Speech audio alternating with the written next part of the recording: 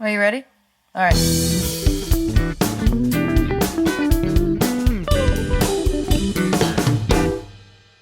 All right. Hey, everyone. We're back for another chit chat between two and a half chicks. It's me, Tess, with Monica and Brian, our half chick. Brian can hang with us gals and all of our girly stuff that we talk about and bring the guy perspective. So it's been a week, you guys. I miss you guys. How's everyone doing? Monica, ladies first. I am doing just great. Getting ready to go visit Reno next Monday, and Brian and I are going to hang out next weekend. So we're pretty excited about that. Yep, taking some time off. And then we're going to take a nice drive to Napa Valley, drink some good wine, put the top down. Hopefully the weather will be nice. We're going to act like a bunch of fools, right, Monica? Come back with some good fodder for the show. That sounds like a lot of fun. Brian? Yeah, my week was pretty status quo. Went to the casino last night with a friend from Jersey who was visiting as well, who blew $200 at the casino. Went to a really great restaurant called Taiwan 101. It was very authentic. I had been to Taiwan in the past, and it felt like I was right back there again. Yeah, everything's been going well. Been seeing the same person for the last week, trying to even out my dating life. So let's see how that goes. I don't have anything near as exciting to report, unfortunately. Just working. I haven't even tried any restaurants or gone anywhere. In fact, the inside of my house is starting to look a little dull. So, this is going to be the highlight of my week. You gotta get out this. Well, I'm leaving Monday to go to Pennsylvania, so that's something to look forward to. Good. Another college tour. Another college tour. Yep, 2 down, 1 to go. All right. So, what comes to your mind when you hear the words, does size matter? That's where our minds immediately go. So I guess more specifically, the question is, does penis size matter? I'd say no, not at all. I don't think there's a simple answer. Do you, Monica? I completely agree. I do not think it's like a yes and no answer. Well, I did some research. One of the people I spoke to said as long as it's not super small, it doesn't matter. It's the emotional content involved. It's the way that they move. It's the mood you're in. They said, obviously a little bit of girth, a little bit of length, is a perfect mix. But in their opinion, as long as it wasn't the size of a little peanut, maybe that was good enough for them. I think that's a really good response that you received. I don't think a lot of women, it's not like we were saying, it's not a yes and no answer. I think a lot of women don't have a definitive feeling about, it has to be this size or it has to be this length. I think that it has a lot to do with how it's used, the connection between the two people, and it doesn't matter if a guy's a grower or a shower. I do know there are women out there who really care. Like, they definitely care. I think it has to do with how much the women can take into her vagina. Or anywhere else. I was just going to say that, Brian. Exactly. In any of her orifices, right? Because she's technically got 3 that she could use. Depends on the activity, yeah. Okay. Do you want to name those 3? There's some people out there who might not know what you're talking about, Monica. Sure. Your mouth, your vagina, and your anus. Okay. We cleared that up. Yeah. From my understanding, just talking to different people throughout my life, there are women who really like a big dick. Like, the bigger the better. But I have found that those women tend to have just a deeper orifice. Okay, wow. All right. Did they go in there with a measuring tape? How do you figure that one out? And I can definitely say that there are women who do not like long penises because it hurts them.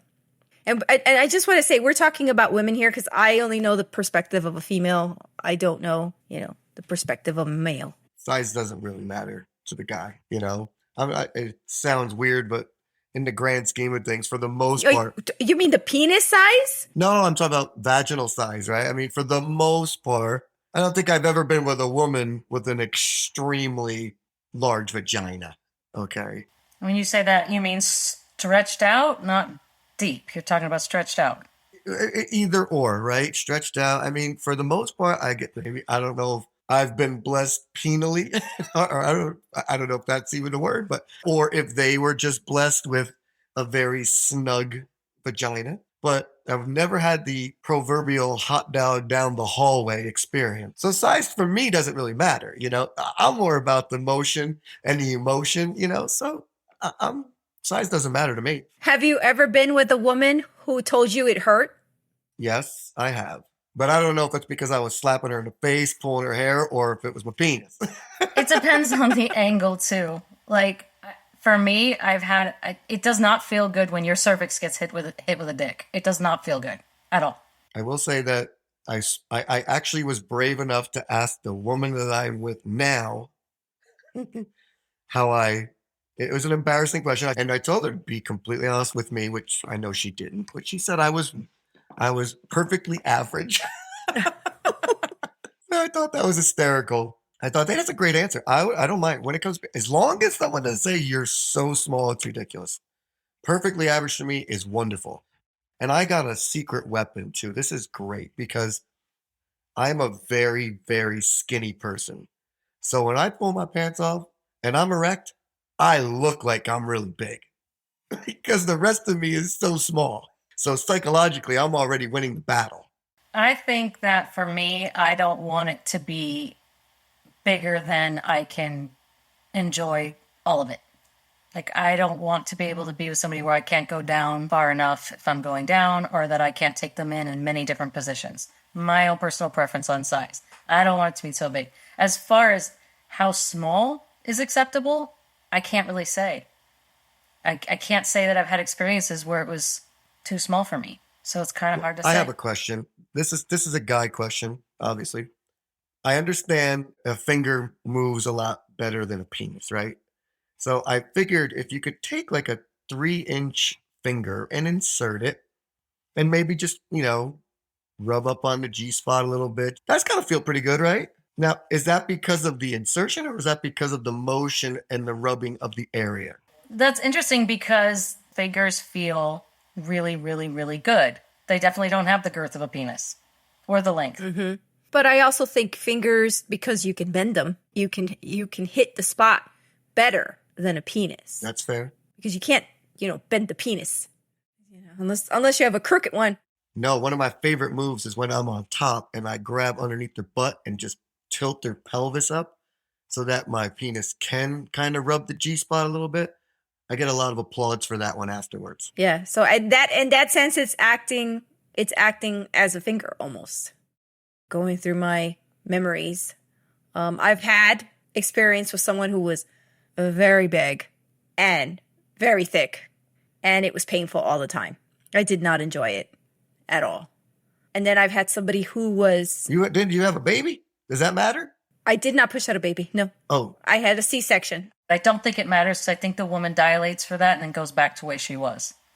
Well, are you talking about a woman being looser after? I know I've been with women who've talked about other guys that they were with, and some would say, oh my God, I was with this guy who was so big. And I mean, they were able to take it in, but maybe, like you said, Mark, it just doesn't feel good. And ever since then, I shy away from those kind of men. How do you know? If I go out with a guy and all of a sudden he takes off his pants and it's really big, I'm just walking away. But I have been with somebody who was not too long. He wasn't gherkin or anything like that, or a peanut. And there were certain positions we couldn't do because he could not reach, or give any pleasure in a certain, or he couldn't receive it either in a certain position. So we were limited to positions. In a certain position, he'd slip out. Mm. Yeah. And he wouldn't enjoy it because he wasn't getting what was the word he used? The coverage of the shaft. I've never heard that line before, but okay. Shaft coverage. I know. It's a new technical term, don't you know? Well, let me ask you this question. Do you girls go out for drinks and talk about this stuff like guys do? Because I'll tell you, we talk about everything. There's nothing sacred in when guys go out to drink. I'm just saying it right now. If you girls think that your guys aren't going out and talking about what you guys do, now don't get me wrong, there's select, people that will only share so much, but it's being shared. I never have. It depends on the crowd I'm with. Like, there's some people I would never, these girls would never want to discuss it. And then there's other girls where they would totally discuss it. It's not consistent, though, for me. It takes one woman to be willing to discuss it. And then she will, if she's with those females, then the females will discuss it. But if you have a group of females who none of them wish to discuss it, then it won't happen. Because I think that's the only thing guys talk about. If there's what the sports conversation runs out, we're like, hey, well, know what I did last week? You're not even talking about penis size. You're talking about just sex in general. Exactly. Yeah.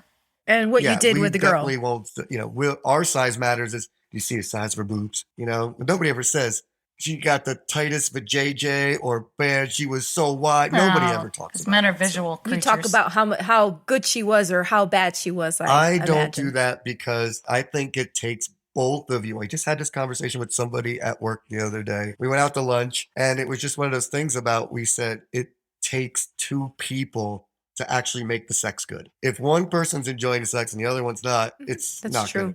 I don't think it could be good. So growing up, when, you were too cool for school and you were, 17, 16, 17 years old and you're having sex and we would be like, oh man, she was horrible, And now it's like, it's like, oh man, if you both aren't on the same page, that's why I tell people, don't have sex with the person if you don't have that connection with them. Where, I don't understand how the one night stand, you got to build up to the one night stand. A while ago, I had a one night stand and there was a lot of sparks that took place throughout the day before that one night stand happened. And it was a wonderful experience. I can understand that not every connection is quick and easy, but there are some that are. My husband and I went to a gathering with open-minded people, and we met a couple one night. We ended up 6 of us in a jacuzzi, and I hooked up with the guy in the jacuzzi that night, and I gotta tell you, like, right off the bat, I was having a really good time. And I, literally just met him at the party. I need you to elaborate on something. Oh, sure. So you said you and your husband were at a place Yes. in a jacuzzi with 6 people. We were. Am I wrong? Did I hear wrong? No, you didn't hear wrong. You heard right. Okay. Do you want to explain this a little bit?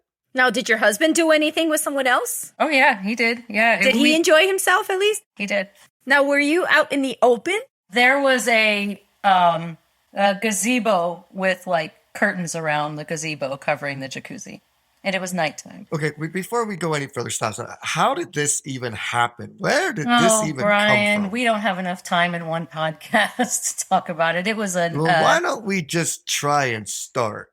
You don't have to go back to the dinosaurs. Just tell me about that night. How did that even come up? Was it did you go to your husband and say, hey, we go out and we're in a jacuzzi and there's some people in there? No, it was purposeful. It was a purposeful party for that. Oh. It was a purposeful party for that we decided as a couple to take part in. It was a saucy minx. Bunch of couples deciding to get together with other couples, like-minded people wanted to get together. Okay. Do you think that because your husband was there, you felt more comfortable letting loose? That's an interesting question.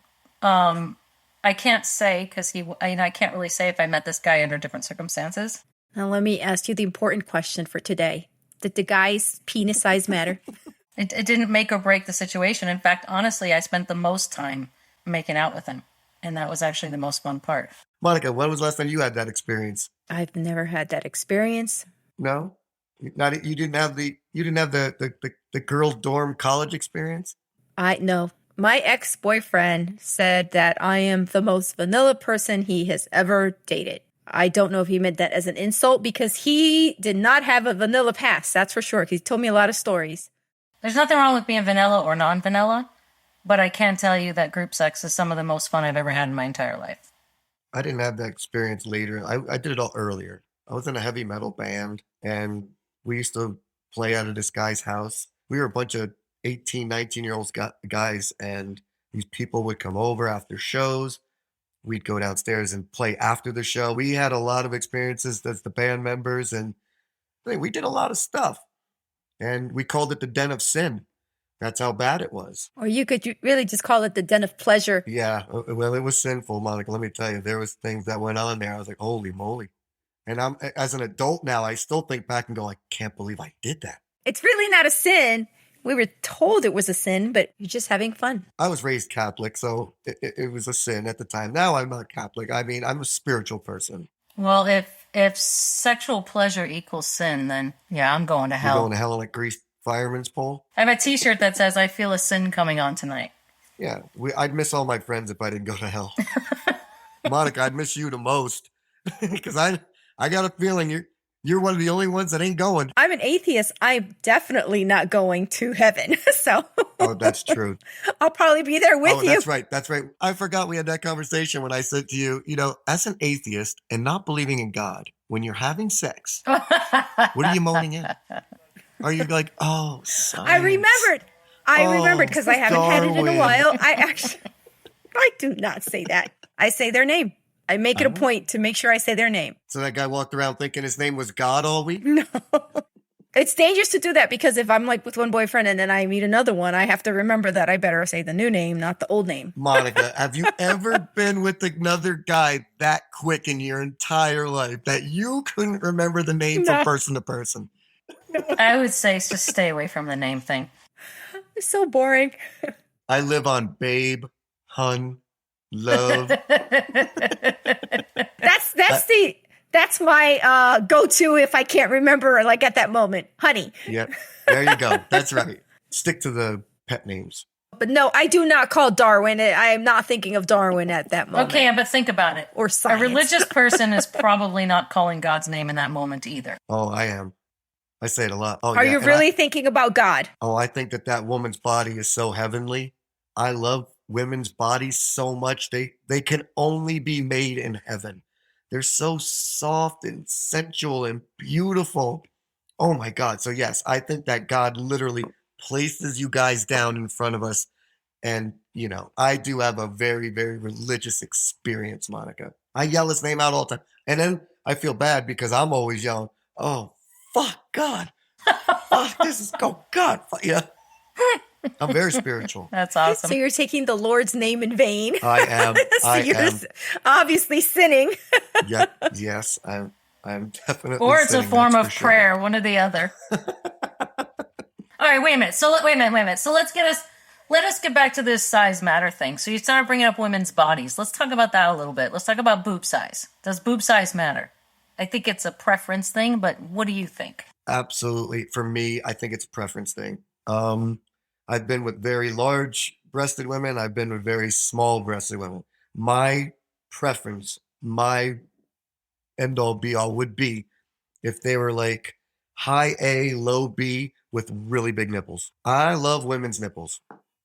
I've been with women with really big, boobs and they have tiny little nipples. My last girlfriend was a decent sized, a high C, and very flat nipples. They wouldn't grow until she told me to yank on them, which would hurt me. But boob size it's more about like the handful, like they said back in the day on the movie Weird Science when he said anything more than a handful, you're risking a sprained thumb. Right? So for me, a high A, low B with a really nice nipple and a really beautiful areola. Is that what Yes. So that's my preference. I actually am a nipple guy myself. That's my erogenous zone for me. That's one of my G spots. So That's an erogenous zone for a lot of men. I have to tell you, the woman that I'm with now, when she's doing her thing with me and she does that, look out. God gets talked to a lot. Mm-hmm. What about fake versus real? Oh, that's a good question. You know what? This is how I feel. If they're doing it for themselves, then I don't care. Have you dated women with fake boobs? Oh yeah. I'm like I said, I'm not a boob man, so I don't pay much. I don't want to say I don't pay much attention to them. I very much give them a lot of attention in the bedroom. But like when I go meet somebody, Monica, you know me better than anybody, right? I look at faces, so I don't really care about the boobs or the butt or this and that. I go from the face first, and then I like arms too. I like a nice thin set of arms. I like the simple thing. I like the outer stuff. I was just going to say that for women with boob jobs, I mean, some women are doing it for the attention, but some women are just doing it because they don't look like they used to anymore. Whether they had kids or, age and gravity or what have you. They're just... I can vouch for that. Yeah, so can I. And so some women are doing it because they just want to feel attractive. They want to feel confident about their bodies again. It helps them feel sexy. I was just going to add that I don't care about penis size, but the guy's chest and his arms are important to me. Like I like him to have a nice chest, and I do not mind hair on the chest. I don't like guys who are like bodybuilding types. I actually like lean arms that just be muscular but lean, and chest the same way. You don't want the guy boobs bigger than yours, what you're saying. I don't like bodybuilding types. That's not my. I like them lean, but muscular. Okay, so size does matter for you in this sense. It's not penis size, but it's body size, right? How about you, Tess? Does size matter in a body? Um, I like different people for different reasons. I don't have one type. I'm attracted to all different types of people, so it's hard to say, does size specifically matter? No. Because I could find, like, there might be somebody that I love their arms, there might be somebody else that I love their chest, and there might be somebody else that you know what I mean? Like, I love different things about different people, so it's really hard to say that size matters on one particular body part. Okay. I feel like the least shallow person on this call today. This is awesome. I agree. I don't know, because I don't, you could say that I'm maybe, but it's like, I notice things about people, but it's just different things on different people.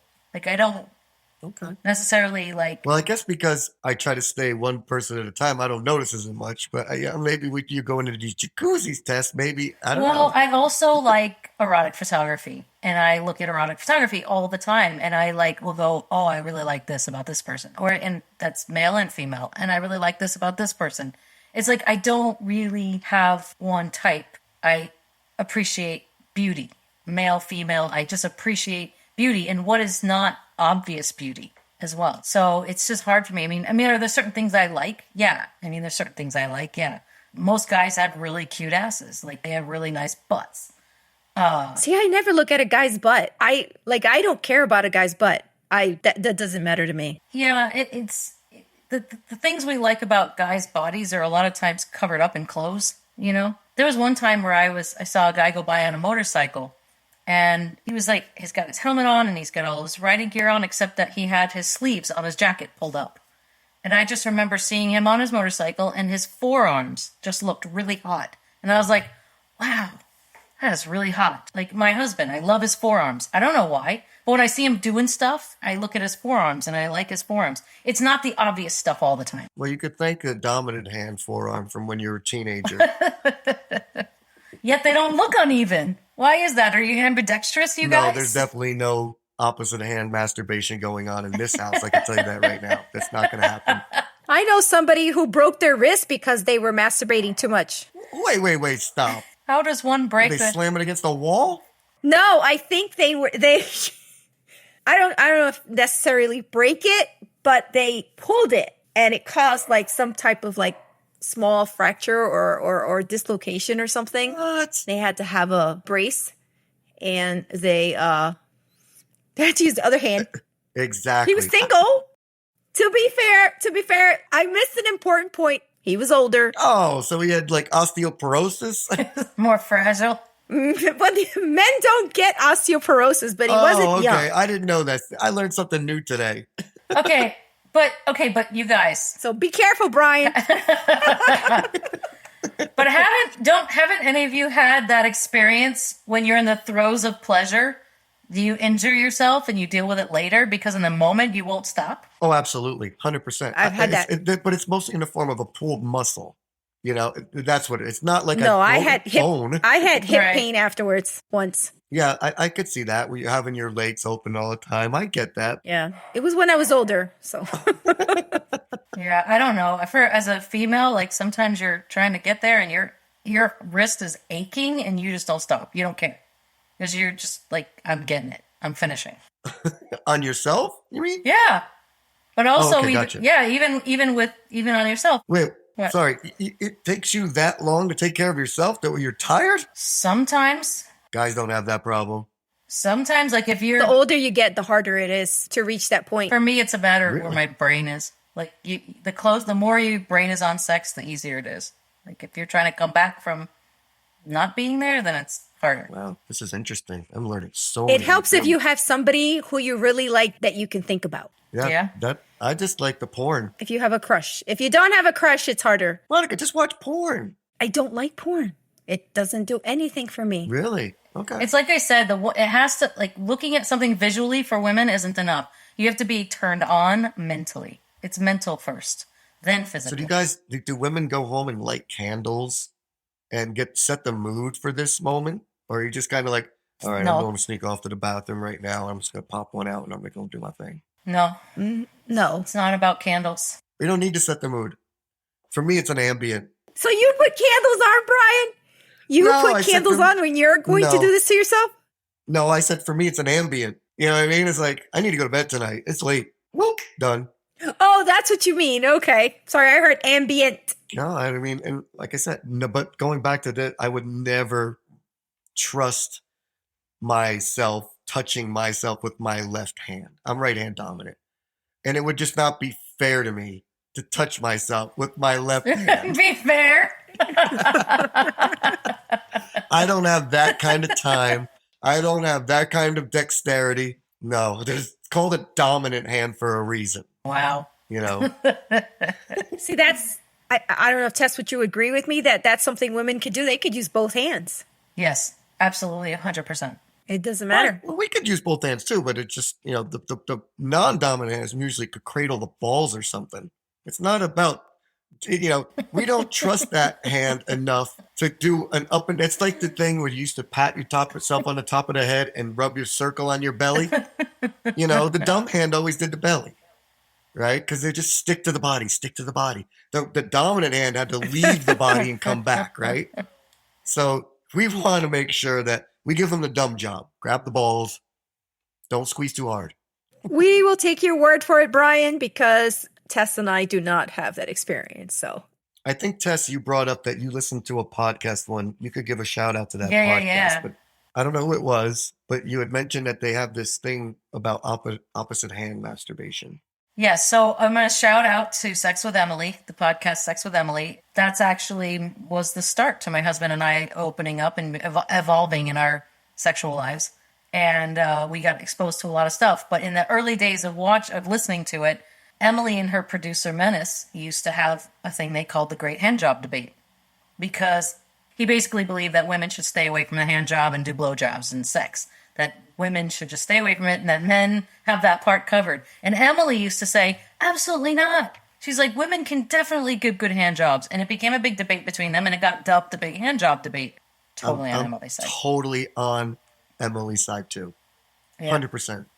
Yep. Because any man that has ever gone to a dirty massage parlor will tell you that they're not even that good. Even their own dominant hand is not as good. Are you talking about a one-hand job there or a two-hand job? I'm just saying. I used to frequent those places when I was younger. And let me tell you something, boy, you can't last. You can't last. It's impossible. I feel bad for any guy that feels like that woman can't do that. Then again, maybe some women aren't good at it. I mean, you have to enjoy it to be good at it. So going back to the thing about the size matter. What about bank accounts? Would you ever date a guy because of his bank account? well, no, for me. if he has no bank account, no. If he doesn't have a job, the answer is no. Because I'm still a working age and I'm going to be working for a while and I'm not going to be supporting anybody except my kids, obviously. In terms of the size of his bank account, the more, the better. But I don't have it in my head like a limit or a minimum limit that he has to have in his bank account. Do they look more attractive with more money? Is that a real thing? Do guys look more attractive? That is a real thing. Think about all those old men who have a lot of money and they're dating young girls. You think those young women would be dating them if they had no bank account or their bank account was really small? But I don't think we're talking about this. I don't think those are women. I think those are girls. I think I told you guys, I went out with this on a date with this woman and she said to me, these girls behind you are looking at you. She said, you come into this town and you come in with a nice car and your dress shoes and you're wearing a watch, and I guess because people have cell phones now and everything. But I said, why does this all matter? I'm here on a date with you and you're focused on these kids behind us. And she said, well, they're looking at you like a sugar daddy. I said, yeah, but I'm interested in you looking at me. I don't even see them. I don't even care what's going on. But she said, in this town, it's a college town. And they're going to see you dressed up and everything. And you're, decent looking guy. And they're going to try to take advantage of you. And I was insulted by that. That I didn't know any better to be not lured into that. I can be lured into sex, but I'm not lured into paying for your tuition. So I know I went off a little tilt there, but Yeah, it has a lot to do with the woman's status in her life and what she wants to. Does she want to work? Does she want to be self-sufficient? Or does she not want to? If she doesn't want to, she's going to look to the man for that. yeah, I just brought this up because I want to know if there was hope for me when I was 70. Just make sure you have a really big bank account. I'm working it. When I'm you working say on it. hope for you mean to date like a younger girl? Yeah, when I'm 70, I wouldn't mind dropping down a couple decades, but right now I don't want to do that. You wouldn't want to be 70 and have a 50-year-old guy? For fun, absolutely. But for a life partner, maybe not. So in a nutshell, I guess we all kind of agree it doesn't really matter, but it can in some cases. I think that's fair. I think so.